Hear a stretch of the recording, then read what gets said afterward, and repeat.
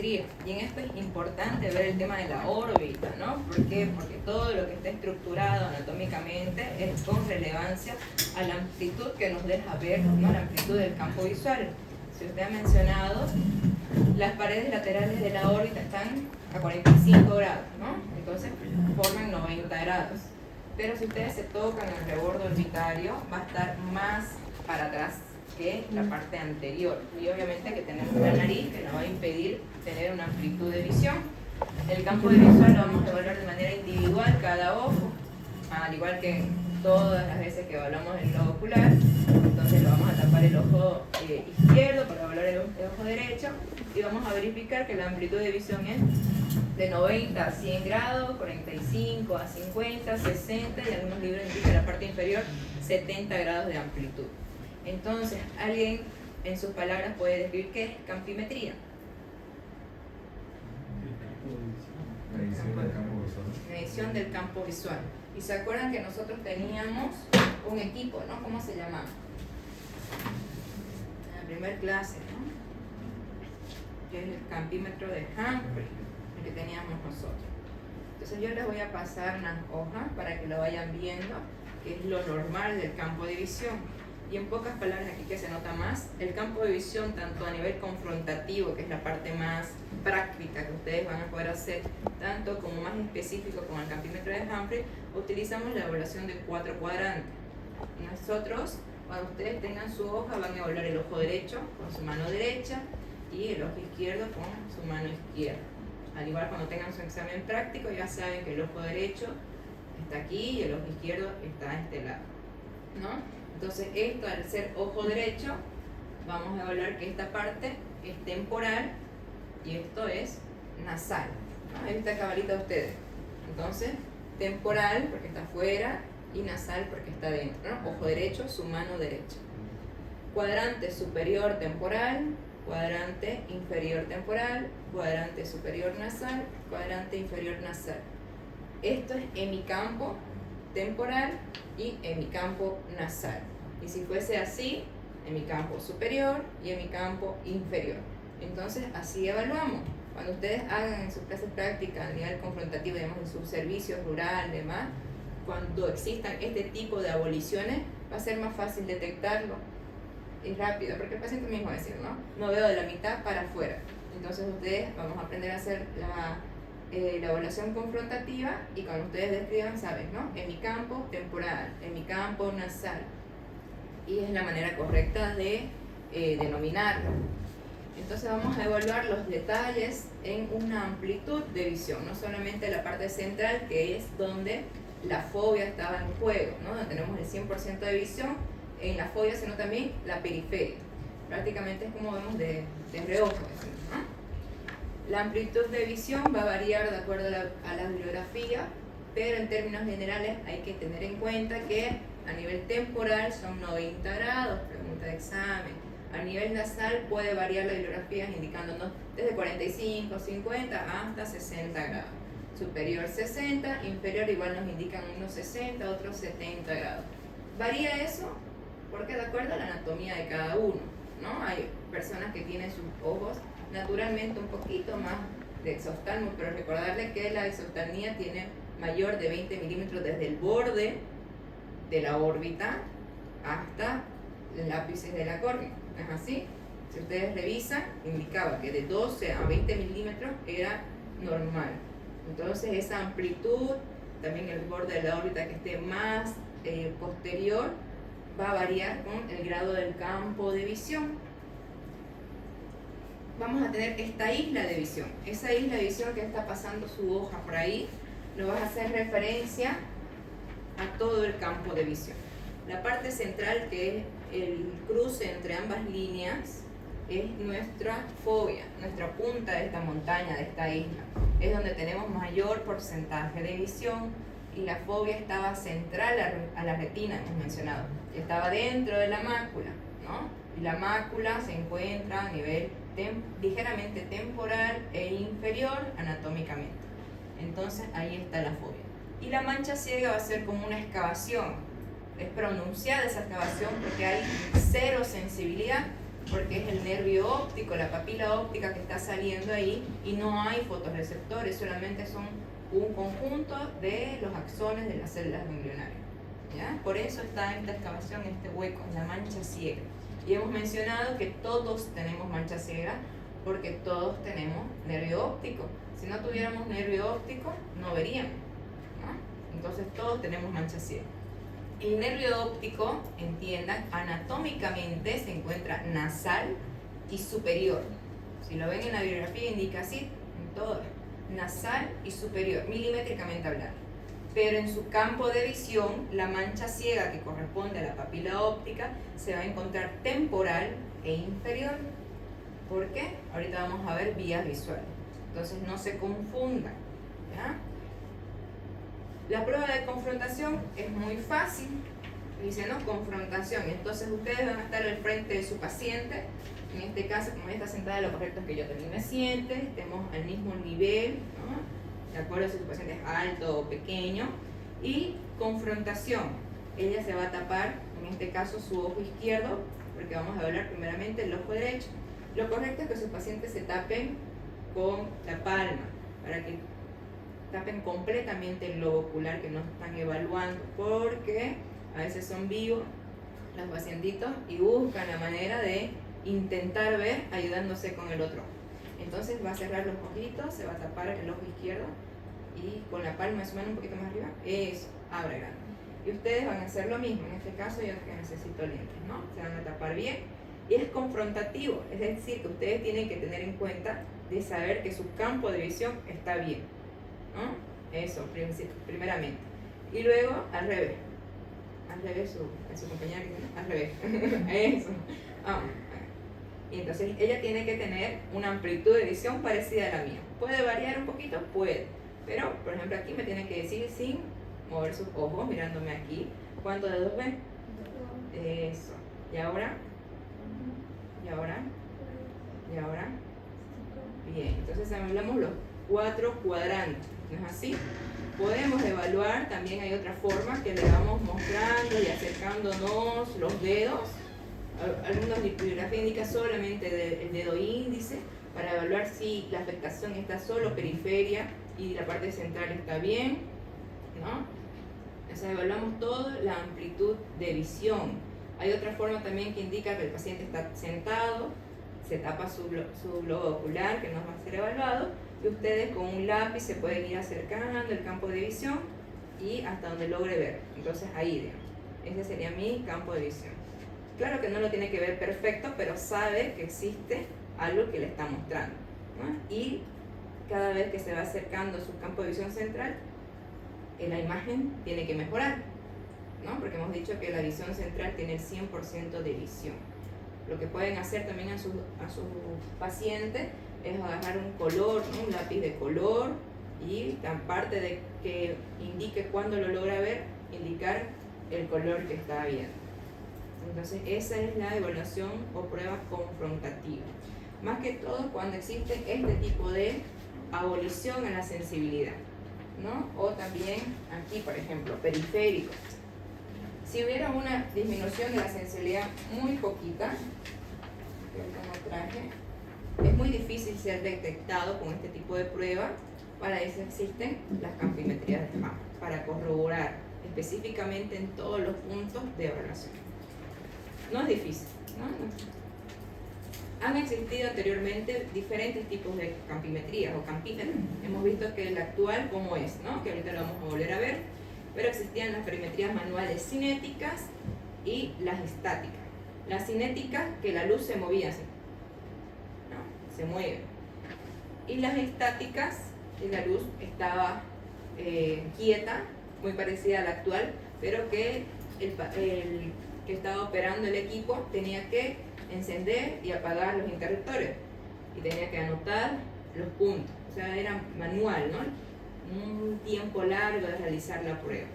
Sin embargo, ahora tenemos lo que es la perimetría computarizada, que ya agarró esa información de las estáticas, pero todo lo hace el equipo. Prácticamente tiene mucho lo que ver con la inteligencia artificial porque tiene gran información acerca de los parámetros normales de acuerdo a la edad, de acuerdo a diferentes tipos de patologías. Recordemos que ahí ponemos también si tiene o no algún problema refractivo y que eso tenemos que corregirlo para que el paciente haga mejor su evaluación.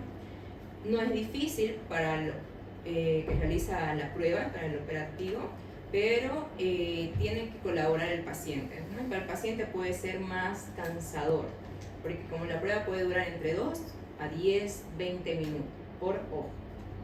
Y como lo hemos mencionado anteriormente, si se acuerdan, el paciente tiene que estar viendo fijamente a una luz amarilla. Esa luz amarilla es su punto de fijación. ¿Para qué? Para que los ojitos no estén viendo para un lado, para el otro, ¿no? Siempre el paciente tiene que ver recto, porque si ustedes lo dejan mover los ojos, hasta en la prueba confrontativa, todo el tiempo van a estar evaluando la visión central. Nunca van a evaluar la visión periférica, ¿no? ¿Por qué? Porque el eje de la pupila, si se mueve el globo ocular, siempre se va a dirigir de manera central. Entonces tiene que estar quieto en una posición para poder evaluar también la periferia. ¿Bien? ¿Qué vamos a tener también? En este equipo había unas luces blancas que aparecían, tanto cerca de la luz amarilla principal como en la periferia. Y esa luz blanca tenía que medir 4 milímetros cuadrados, que les mencionaba. Son bien pequeñitos. Pero también tenemos otros estímulos luminosos, hasta un número 5 que mide 64 milímetros cuadrados, que ya es más grande, en caso de pacientes que tengan alguna opacidad de medios, como por ejemplo catarata, y que queramos evaluar la sensibilidad de la retina, ¿no? Que tengan catarata y glaucoma, queramos ver una progresión, cómo se encuentra el nervio óptico. Es muy subjetivo el resultado, pero vamos a tener una idea. Por ejemplo aquí,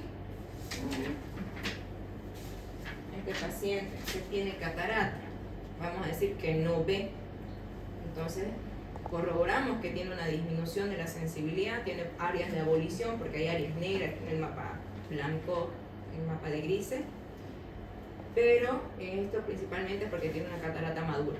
Entonces al retirar la catarata volvemos a hacer la prueba para verificar cómo está progresando su glaucoma en sí, porque puede tener los dos, ¿no? ¿Cuánto era la presión normal intraocular? 2 a 20 milímetros. De 2 a 20 milímetros de mercurio, ¿no? Pueden haber glaucomas normotensivos, por ejemplo. Entonces, la principal situación del glaucoma, más que todo, es el daño al nervio óptico, ¿no? Y una campimetría no solamente vemos para el glaucoma, ahora vamos a ver en la vía visual en qué otros aspectos vamos a poder solicitar. Impresión de los resultados. Ya han visto los resultados ahí, les voy a ir pasando otras hojas para que los tengan por acá, que tengan en cuenta cómo es. Vamos a imprimir los resultados y al igual, si viene un familiar y les indica, a veces se lo voy a ver aquí, un familiar, mira papito, mamita, ¿cómo están mis resultados? Le dicen, ¿no ves? Entonces les damos tutti para eso, porque no nos enseñan de todo en la universidad. Hay algo siempre que no nos van a indicar, pero ya van a saber que la campimetría prácticamente lo primero es verificar el nombre, ¿no? De todos los estudios, ¿no? Verificar el nombre del paciente, verificar el tipo de prueba, porque no es lo mismo que tengamos una estrategia de umbral completo a una cita FASTE. La que hicimos ahora, bueno, la anterior clase fue cita FASTE, por eso fue rápido. Fue hacer un screening, ¿no? Una evaluación rápida de su campo de visión. Pero si queremos un umbral completo en aquellos pacientes que estamos sospechando ya de una patología. Porque umbral completo van a aparecer más puntos de evaluación y el tiempo también va a durar más, ¿no? Mide 12:30. Y el tiempo que duramos nosotros fueron 2 minutos. Es distinto. Hay que ver el diámetro de la pupila. Vamos a evaluar si no está en midriasis, no está en miosis, la agudeza visual corregida, cuál era su refracción. No es lo mismo evaluar a un paciente con una corrección baja que evaluar a un miope alto, ¿no? Si viene un miope con 10 de dioptría, un miope con 30 milímetros de largo axial, vamos a saber que su campo de visión va a estar ligeramente alterado, porque aún así una corrección óptica de estos pacientes es difícil que tengan 100% de visión con corrección óptica. Entonces hay que evaluar. Aparte que en los pacientes miopes, usualmente la mancha ciega aumenta por la misma longitud que va avanzando toda la retina. Se va alargando también la papila óptica, ¿no? Y en los pacientes con la edad, a medida que avanza la edad, De igual manera, ¿no? La tosis palpebral, o la pseudotosis, que viene también pacientes con catarata, y la pupila también en pacientes mayores se hace más pequeña, es decir que va a disminuir un poco el campo de visión. Todos esos datos es importante saber. Con respecto a la impresión de resultados, vamos a continuar con el tiempo, índices de fiabilidad, fecha y hora. Los índices de fiabilidad, preguntas de examen. ¿Cuáles son los índices de fiabilidad de la campimetría? Pérdidas de fijación. ¿Qué quiere decir? Hemos mencionado que el paciente tiene que estar mirando recto. Si el paciente de vez en cuando está queriendo buscar las estrellas o las lucecitas, la máquina nos va a decir X, nos va a decir error.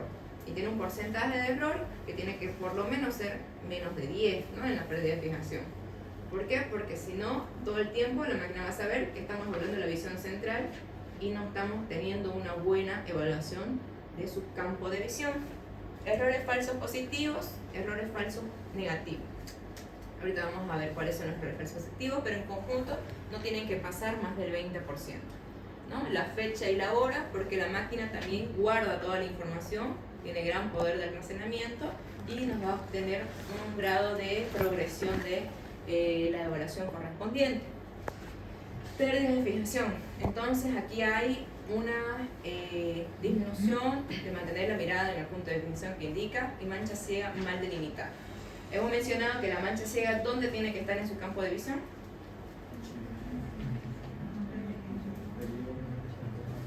Inferior temporal, ¿no es?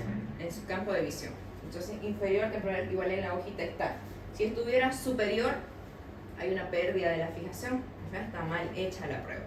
En ocasiones así tenemos que mandarlo porque los pacientes no colaboran, especialmente los pacientes mayores, ¿no? Es difícil hablar con ellos porque se enojan. Entonces, pero ustedes ya saben, ¿no? La mancha ciega tiene que estar temporal e inferior en su campo de visión. Es una de las formas de evaluar si está manteniendo fija la mirada o no, ¿no? Y esa mancha ciega usualmente aparece en los primeros minutos. Lo primero que fija la máquina, ¿dónde está su mancha ciega? Entonces vamos a poder ver los falsos positivos.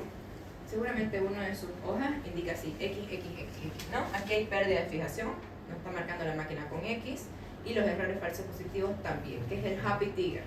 Usualmente esto pasa en los jóvenes. ¿Por qué? Porque tienen alta tasa de sensibilidad y cualquier brillito empiezan a apretar.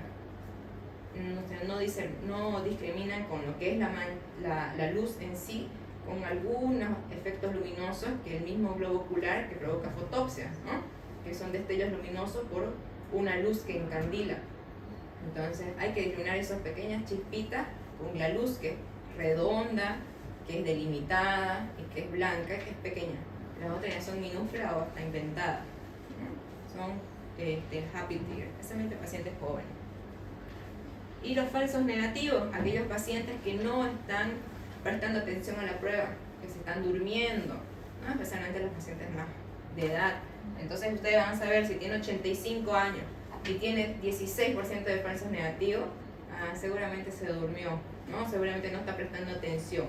Y ahí en el informe médico le tienen que corresponder, se realiza la prueba en varias oportunidades, paciente poco colaborativo y hay que correlacionar. Y si es el mejor resultado, pues con eso tenemos que evaluar. Doctora, si acá sale errores falsos negativos pagados. Eso más que todo es porque seguramente es cita faster. Ahí se fijan el umbral. Por aquí estrategia dice. Usualmente cuando son rápidas las estrategias, se las apaga, la máquina lo apaga los errores falsos negativos porque dura 2 minutos, ¿no? Tienen que estar atentos. Pero tendría que estar para afuera, externo, siempre todo encendido. ¿Ya? Eso seguramente dice estudiante también. Y si no es fita faster, a veces cuando hacemos un umbral rápido para pacientes refractivas. ¿Bien? Impresión 3 en 1. Hay uno que está por ahí que dice 3 mapas, pero de todas maneras está en las mapas de escala de grises que va a ser fácil detectar. Ustedes van a ver que la mancha ciega está temporal e inferior y es negra porque es 0. Y lo demás es blanco porque tiene algún umbral de sensibilidad a la luz. El umbral por punto se lo mide en decibeles de la luz. ¿Ya? También tenemos la profundidad de los defectos, que el símbolo 0 circular nos indica que está perfecto, digamos, ¿no? Que hay exactamente una buena sensibilidad de los estímulos luminosos, y más o menos es la variación que existe entre la primera y la segunda vez de algunos que otros puntos que estimula en el mismo lugar, ¿no? Una correlación. Y los valores numéricos de umbrales es esto en los decibeles de los puntos de sensibilidad que existen en el campo de visión. Por ejemplo, aquí es 31, 31, 32, y periferia va bajando, porque hemos mencionado que central tiene mayor sensibilidad que en la periferia. Lo normal es que esté arriba de 29 decibeles, ¿no? Más o menos, y la periferia puede estar 25 y más para arriba. Pero ya menos de eso en la periferia, ya podemos hablar que hay una disminución de la sensibilidad. Y así van a tener sus mapas principales, que es lo que están viendo ahí en las hojas. ¿Qué factores afectan al campo de visión? Hemos mencionado la edad, hemos mencionado la refracción, tamaño de la pupila, porque no es lo mismo que vamos a hacer un paciente midriático que un paciente con una miosis, ¿no? Que tiene 1 milímetro de diámetro de la pupila. ¿Cuánto es lo normal del diámetro pupilar? 2 a 5 minutos. De 2 a 5, ¿no? Es lo normal. Algunos dicen 3 milímetros exactos, de 2 a 5 es lo correcto. Varía de acuerdo a la edad. Mientras más joven van a ver que sus pupilas pueden ser más grandes. Mientras más anciano, tras tercera edad adelante, las pupilas usualmente siempre van disminuyendo de tamaño. Y los estados de medio transparente. Vamos a dejar esa pregunta para más adelante, ¿no? Para que... Los factores que afectan al campo visual, la edad, hemos mencionado que hay el párpado es muy laxo, entonces esto va correlacionando como si fuese un artefacto, y vamos a disminuir el campo de visión periférico. La miosis igual, el glaucoma tratado con mióticos, como la pilocarpina también, opacidades de medio, como hemos dicho, cataratas, ametropías altas como la miopía, y afaquia. ¿Qué es la afaquia? Afaquia, pregunta de examen, recuerden bien, es aquel paciente que no tiene cristalino, asincristalino, ¿ya? Fáquico es aquel paciente que tiene cristalino, y pseudofáquico es aquel paciente que tiene lente intraocular artificial. Artefactos, aquí por ejemplo, esto ustedes dirían, está teniendo glaucoma, porque disminuye de manera periférica a central. Pero yo les digo, no, está muy delimitado y no relaciona con los escotomas y la escala del glaucoma. Podría ser lo que es el portamontura. El portalente que hemos visto, en vez de estar a 15 milímetros del ápice de la córnea, está muy adelante. Y lo que hace es bloquearnos la visión periférica. Y como es redondo el lente, ¿no? Va a tener relación con la imagen que estamos viendo aquí. Se tiene que volver a hacer la prueba y relacionar nuevamente ambos estudios. De aquí, esto ahí, ¿no? Tiene que ver con el párpado. En estos pacientes mayores que su párpado está caído, entonces lo que hay que hacer es ayudar a levantar el párpado para evaluar correctamente la función del globo ocular. Lo que más vamos a ver aquí es glaucoma con este estudio, ¿no? Recuerden que si hay aumento de la mancha ciega, que es el escotoma de Seidel, estamos hablando del estadio 1, ¿no? Lo primero que aparece. Y en este estadio 1, ustedes no van a poder evaluar esa abolición de esa área con la prueba de confrontación, ¿no? Ni siquiera los propios pacientes van a poder discernir si hay disminución o no de su campo de visión. Pero para que sea estadio grado 1 es que ya hay gran alteración en las células ganglionares. Estadio grado 2, vamos a tener un escalón nasal que se va a unir luego a su escotoma de Seidel, que esto ya va a comenzar con los áreas de Jerome, ¿no? Un escotoma de Jerome que se va a formar completamente. Y poco a poco esto va tomando la periferia, llegando a un estadio grado 4 y dejándonos una visión tubular, que eso es lo que se caracteriza. Entonces, si ustedes comparan un paciente con catarata, que ve como nube, que ve como si ustedes pusieran un vidrio esmerilado, ¿no? Adelante, eso no va a ver el paciente con glaucoma. El paciente con glaucoma va a ver como si hubiese agarrado un telescopio, un tubo, porque solamente va a ver central. Y para poder ver periférico, él tiene que mover la cabeza. A diferencia de ustedes, que me imagino que todos tienen un buen campo de visión, pueden tener en cuenta la visión periférica, ¿no? Y tienen una visión de reojo, que decimos así, no vemos de reojo. Ellos no, solamente una visión central. Y luego, esto ya llega a un estadio grado 5, donde hay una amaurosis o ceguera completa, ¿no? El término es amaurosis.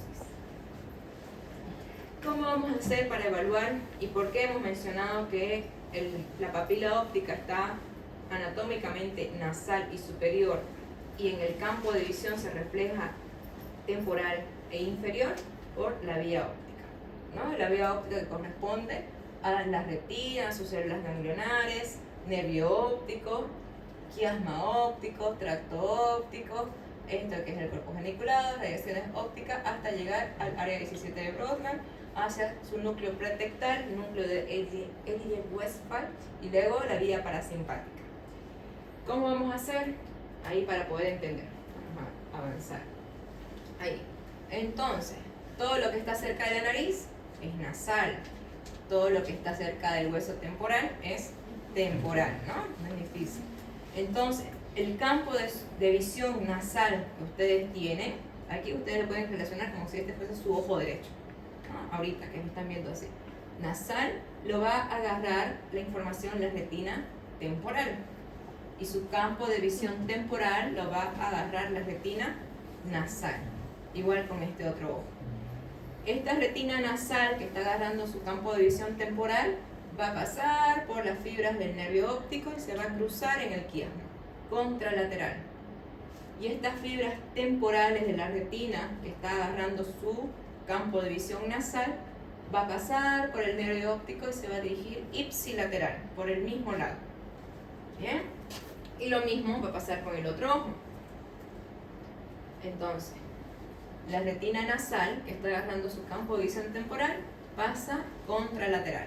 Y la retina temporal, que está agarrando su campo de visión nasal, pasa ipsilateral.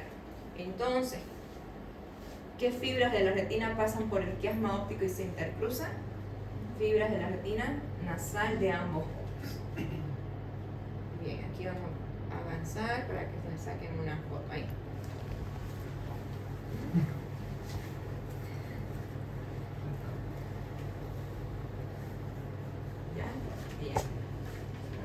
¿Qué va a pasar? Dentro de la retina hemos mencionado que tenemos 10 capas, ¿no? La capa más externa, que era el epitelio pigmentario de la retina, luego tenemos los fotorreceptores, vamos a hablar de la capa más importante, ¿no? Los fotorreceptores y demás. La tercera capa, de interna a externa, se llama células ganglionares. Estas células ganglionares nos dan sus axones y sus axones se unen y forman la red de capa de fibras. La red de capa de fibras nerviosas, una capa, esta capa, que van a dar sus haces de fibra para ir y formar la papila óptica y por tanto el nervio óptico. Entonces se forma a partir de esto de acá.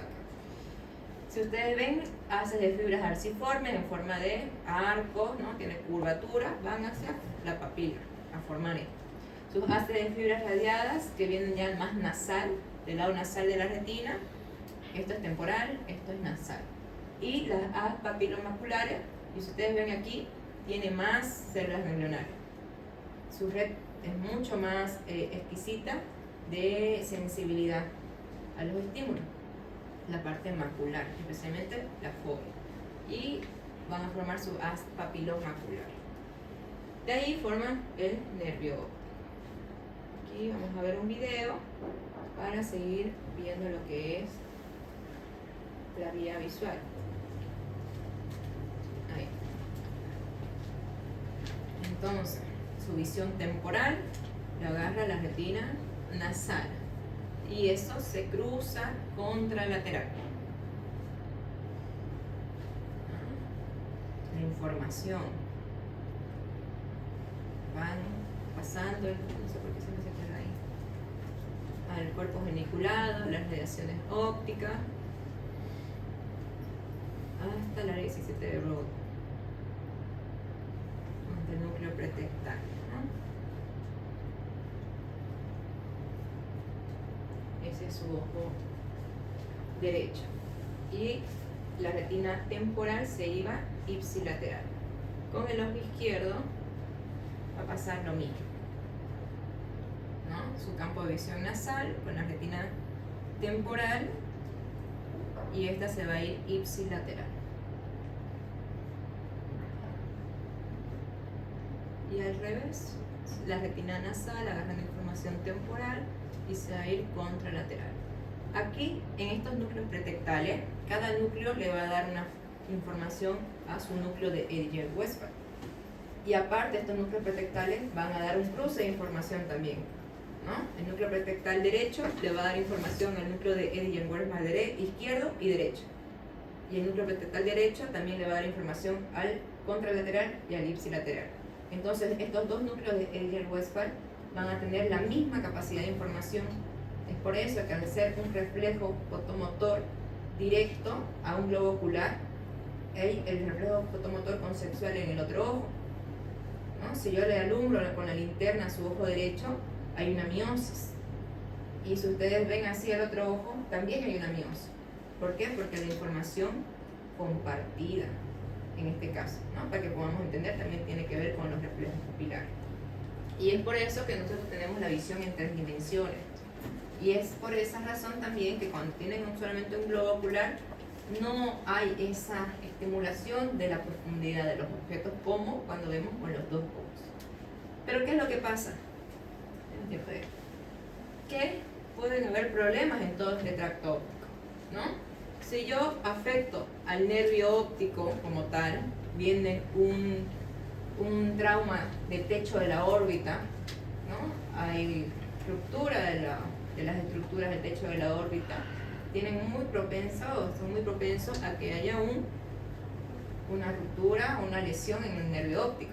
Si ustedes revisan los videos que suben a YouTube del doctor, ¿no? Van a poder escuchar que el doctor indica que cuando hay ruptura del techo de la órbita, rápidamente hay que tratarlo quirúrgicamente porque el nervio óptico va a estar afectado, ¿no? Porque está en el cono posterior del globo ocular, que está muy cerca del agujero óptico. Entonces, si hay daño completo, mato esta estructura, ¿qué va a pasar? Una amaurosis del globo afectado, ¿no? Si hay, por ejemplo, una oclusión de la arteria central de la retina, que es la principal causa también a nivel de una amaurosis, ¿no? Eso es dolor y una pérdida brusca de la visión. No es lo mismo que perder paulatinamente la visión, que de un rato a otro dejar de ver y con mucho dolor. Pero si este paciente tiene algún problema en el quiasma óptico, ¿que dónde se encuentra el quiasma óptico?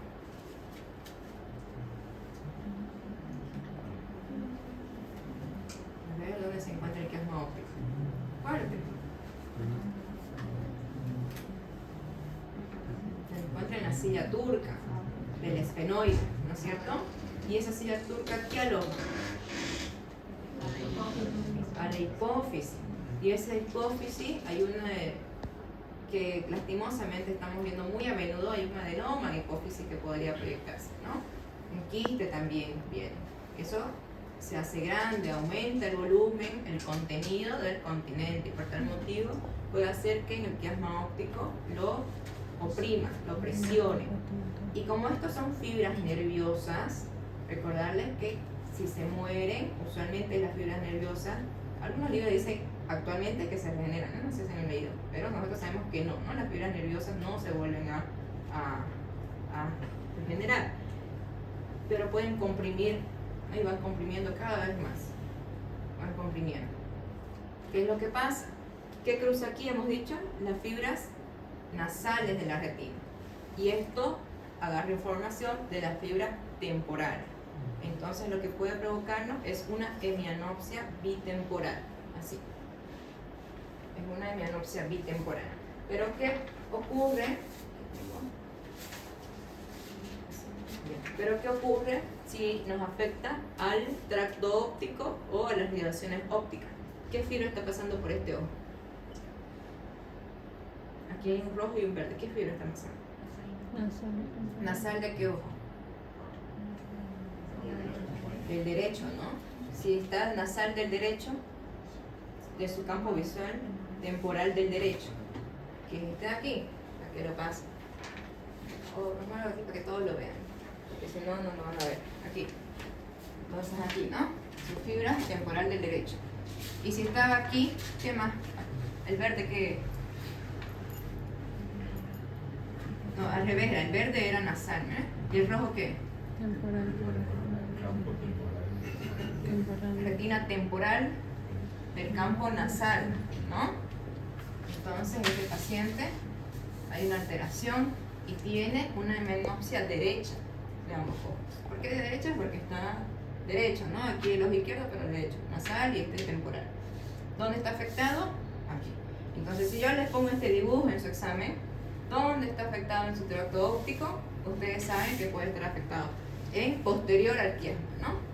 Pueden poner eso, posterior al quiasma óptico, o postquiasmática, o en el tracto óptico, ¿no? Y no hay donde perderse, o sea, no es como que ustedes me inventen algo, porque está aquí, clínicamente, es un paciente que tenemos acá en la clínica. Y si ustedes le pongo bitemporal en esta imagen, saben que está afectando el quiasma, ¿no? Y si le pongo así, saben que está afectando el nervio óptico, por lo menos. No es difícil. ¿Bien? Vayan a encender la luz, por favor.